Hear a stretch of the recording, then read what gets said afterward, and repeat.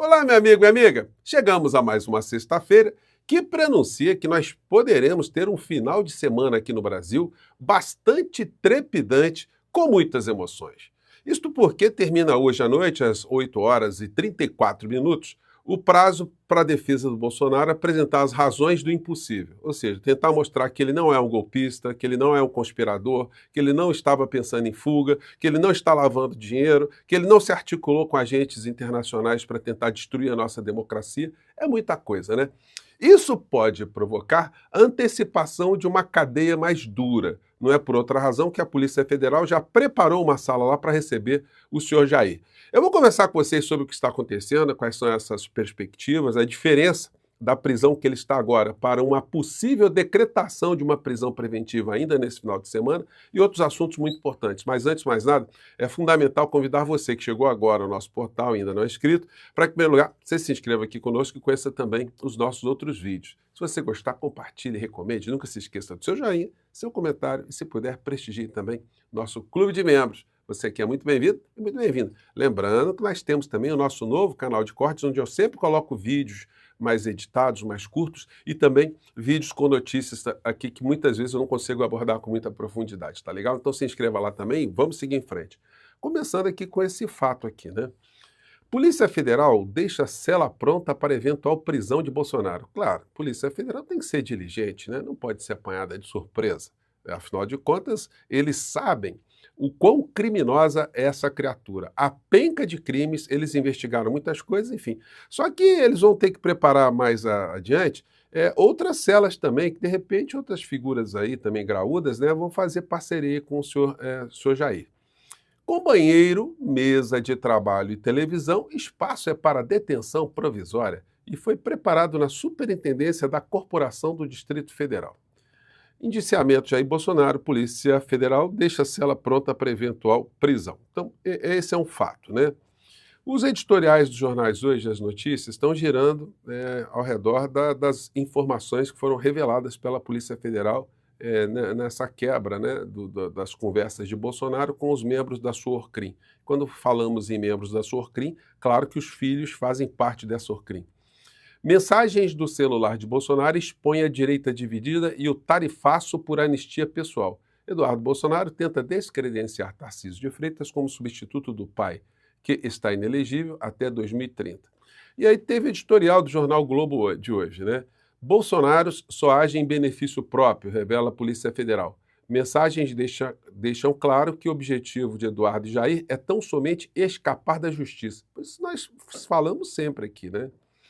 Aliás, é engraçado, né? O Globo agora está despertando de quem é a figura do senhor Jair. Se eles tivessem feito esse trabalho jornalístico antes da criatura se candidatar em 2018, muitas pessoas não teriam caído nessa armadilha, né? No entanto, os grandes veículos de comunicação apoiaram Jair Bolsonaro porque ele levou na mochila o senhor Paulo Guedes, que era o testa de ferro dessas organizações todas e, de fato, foi quem governou o Brasil na área econômica, porque o Bolsonaro foi esse espantalho que fazia tudo o que ele fez, enquanto por trás o Brasil estava sendo entregue.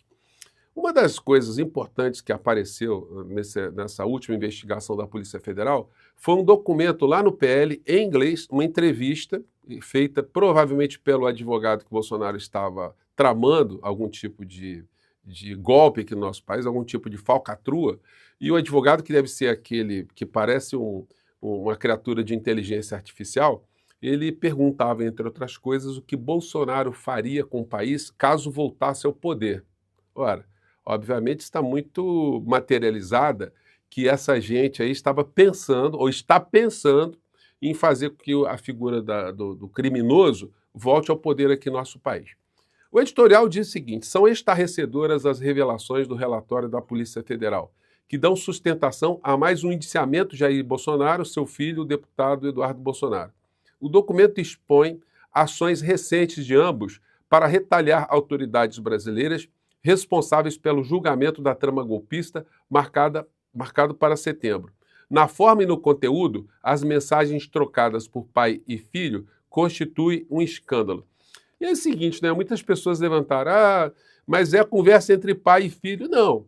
É a conversa entre um criminoso, que está numa medida cautelar, com um outro criminoso que está recebendo dinheiro dele para conspirar contra a nossa democracia. Muitos crimes, gente, podem ser orquestrados e colocados em prática por pessoas da mesma família. Então, enfim, e aí é o seguinte, não, minha conversa aqui, a gente sequestrou uma pessoa, mas a minha conversa com meu filho é uma conversa de pai para filho, né, uma conversa vice-versa. Então não dá, né? Segue o editorial aqui. Em recados enviados na noite de 7 de julho, Eduardo deixa claro que sua única intenção é evitar a prisão do pai. Tudo gira em torno do benefício da família Bolsonaro, a ponto de ele descrever como erro a anistia aos condenados por participar dos ataques violentos de 8 de janeiro. Se a anistia light passar, a última ajuda vinda dos Estados Unidos terá sido post de Trump, escreve. Temos que decidir entre ajudar o Brasil, brecar o STF, resgatar a democracia ou enviar o pessoal que esteve no protesto, que evoluiu para uma baderna, para casa num semi-aberto. E por aí vai. O editorial vai detonando. Entre as provas contra Bolsonaro, a Polícia Federal ressalta que ele movimentou 30 milhões e 600 mil reais em 12 meses e destaca as transferências financeiras para Eduardo, permanecendo nos Estados Unidos, onde tem defendido de forma reiterada sanções contra ministros do STF e outros agentes. Aí segue o editorial metralha, né?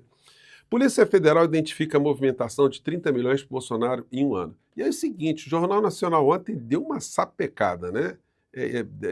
Coisa que eles não fizeram de uma forma bem objetiva antes do Bolsonaro ser presidente e quando o Bolsonaro se converteu em presidente, durante o período da pandemia. As coisas nunca foram colocadas de forma tão claras como nessa matéria aqui. Vamos acompanhar. Jair Bolsonaro tem até amanhã à noite para explicar o descumprimento de medidas cautelares impostas pelo Supremo Tribunal Federal. Ontem, a Polícia Federal indiciou o ex-presidente e o filho do deputado, Eduardo Bolsonaro, por coação para interferir no julgamento da tentativa de golpe de Estado. O pastor Silas Malafaia foi alvo de busca e apreensão em consequência de mensagens dele para Jair Bolsonaro encontradas num celular do ex-presidente. Aliás, o Silas, ele está fazendo uma carta e ele pediu o apoio dos outros líderes, né, que tem muita expressão. O Edir Macedo, R.R. Soares e o Valdemiro Santiago. Os três deram uma banana para o Silas Malafaia. Ele que se lasque sozinho. Isso não é pouca coisa não, tá? Ele que está querendo colocar a coisa como uma perseguição religiosa, isso é um mau caratismo, é um banditismo. O que a gente pode esperar dessas criaturas, né? Segue a matéria. O aparelho também continha a minuta de um pedido de asilo na Argentina e levantou suspeitas de que Bolsonaro pretendia fugir do Brasil. As mensagens e áudios encontrados nos dois celulares do ex-presidente comprovam, segundo a Polícia Federal, que Jair Bolsonaro descumpriu medidas impostas pela Justiça. Segundo o relatório da PF, mesmo proibido pelo Supremo Tribunal Federal, Bolsonaro manteve a produção e a divulgação de mensagens para as redes sociais e também teve contato com outros réus da ação. Gente, está claro o descumprimento da medida cautelar, né? Porque a Polícia Federal identificou vários repasses de mensagens para grupos de WhatsApp dele. Os advogados não têm como explicar isso, né? Portanto, nós teremos hoje, né, os advogados entregam as justificativas, o ministro Alexandre de Moraes está trabalhando hoje, com certeza, vai despachar para o Paulo Gonet. Se o Paulo Gonet entender que o caso é de uma decretação de uma prisão preventiva, ele vai pedir para o ministro Alexandre de Moraes. E o ministro Alexandre de Moraes decidirá sobre isso. A questão é se os dois estão trabalhando esse final de semana. Se estiverem, olha, lamento informar para os bolsonaristas, mas vai surgir aí uma prisão preventiva, o que vai jogar a criatura lá da casa onde ele está para a Polícia Federal, para esse localzinho mais guardado, né? Sigamos. Da trama golpista. A PF descobriu que em 9 de fevereiro do ano passado, por exemplo, o general da reserva Walter Souza Braga Neto, ex-ministro de Bolsonaro, falou com o ex-presidente por mensagem de texto. Um dia antes, o ministro Alexandre de Moraes havia determinado que os investigados pela tentativa de golpe de Estado não poderiam manter contato entre si. A mensagem a Bolsonaro dizia: "Estou com este número pré-pago para qualquer emergência. Não tem zap, somente FaceTime. Abraços, Braga Neto." A Polícia Federal também encontrou documentos que, segundo os investigadores, mostram que Bolsonaro planejou fugir do Brasil e pedir asilo político na Argentina. A PF descobriu que o arquivo foi salvo no celular do ex-presidente em fevereiro do ano passado, 2 dias depois da operação que apreendeu o passaporte dele. Gente, eu vou falar uma coisa para vocês. Existe quadrilha mais idiota do que a Orcrim de Bolsonaro? Eles sabem que estão sendo investigados, mas eles vão produzindo provas, vão deixando rastros. Eles acham que nada é rastreável, né? Então, será que ninguém informou o Bolsonaro que a continuidade delitiva complica a situação dele? Mas ele seguiu, né? O documento, de 33 páginas, sem data e sem assinatura, era endereçado ao presidente argentino Javier Milei, aliado de primeira hora do ex-presidente. Nele, Bolsonaro se diz perseguido político. Solicito a Vossa Excelência asilo político na República da Argentina em regime de urgência por estar na iminência de ter minha prisão decretada de forma injusta, ilegal, arbitrária e inconstitucional. Segundo a PF, o teor revela que o réu, desde a deflagração da Operação Tempus Veritatis, planejou atos para fugir do país com o objetivo de impedir a aplicação de lei penal. Os metadados do documento, que trazem as informações sobre o arquivo, mostram que o pedido de asilo foi criado por um usuário chamado Fernanda Bolsonaro. A PF afirma que é possível que o usuário em questão esteja vinculado a Fernanda Antunes Figueira Bolsonaro, nora do ex-presidente. E tá enrolando a família toda, né? Tá pegando a mulher do Flávio Bolsonaro, essa criatura super honesta da família, né? Esposa do senador Flávio Bolsonaro. Diante dessa descoberta, o ministro Alexandre de Moraes deu 48 horas para os advogados de Bolsonaro explicarem a suposta tentativa de fuga. Esse prazo termina amanhã à noite. Também em fevereiro do ano passado, Bolsonaro ficou por 2 dias na Embaixada da Hungria, em Brasília. Na época, a defesa do ex-presidente disse que ele foi convidado a se hospedar na embaixada, onde conversou com autoridades húngaras sobre o cenário político dos dois. Isso é uma das coisas mais idiotas, mais surreais, né, que o bolsonarismo acredita, né, que ele foi para lá para falar com o embaixador, ele não estava querendo fugir. Países. Em outro trecho do relatório, a PF afirmou que Bolsonaro agiu de forma deliberada para descumprir as medidas cautelares, de forma a subverter as limitações judiciais impostas por vias alternativas, mantendo-se o mesmo modus operandi da milícia digital: difusão em alto volume por multicanais, de forma rápida, contínua, utilizando pessoas com posição de autoridade perante o público-alvo para dar uma falsa credibilidade às narrativas propagadas. Segundo o relatório da PF, o ex-presidente atuou em conjunto com o filho Eduardo e o pastor Silas Malafaia, alvo de operação ontem à noite. Em 25 de julho deste ano, segundo a polícia, o pastor enviou uma mensagem a Bolsonaro orientando o ex-presidente a enviar vídeos em listas de transmissão no WhatsApp, uma forma de espalhar o conteúdo mais rapidamente. Não sei não, hein? Mas acho que o Sr. Silas Malafaia ele pode ter uma surpresa também até o 7 de setembro. Ele diz: atenção, dispare esse vídeo às 12 horas. 3 dias depois, segundo a PF, Malafaia, atuando com adesão subjetiva ao intento criminoso, instiga Jair Bolsonaro a descumprir as medidas cautelares até então vigentes, solicitando de forma expressa que Bolsonaro encaminhe na sua lista de transmissão o vídeo enviado pelo pastor no dia anterior, mantendo a ideia "você é a voz". A Polícia Federal afirmou que o dolo na conduta dos investigados restou evidenciado a partir do conjunto de ações previamente ajustadas e deliberadas, construídas de modo consistente e gradual, com a finalidade de alcançar interesses ilícitos, em clara tentativa de coerção de autoridades públicas e cerceamento do livre exercício dos poderes constituídos. Então, e a matéria segue, depois eles botam aqueles áudios do Malafaia e vamos embora, né? Só para vocês terem uma ideia como é que coisas estão brotando e vão ser difíceis para o bolsonarismo explicar, os milhões da família, o deputado Eduardo Bolsonaro também não passa aperto. Entre 1º de setembro de 2023 e 5 de junho de 2025, movimentou a bobagem de R$4.600.000, R$2.200.000 oriundos do próprio papai. Michele não precisa mais de depósitos de Fabrício Queiroz. Também se tornou uma máquina. R$2.900.000 em créditos e R$3.300.000 em débitos entre 1º de setembro de 2023 e 22 de agosto de 2024.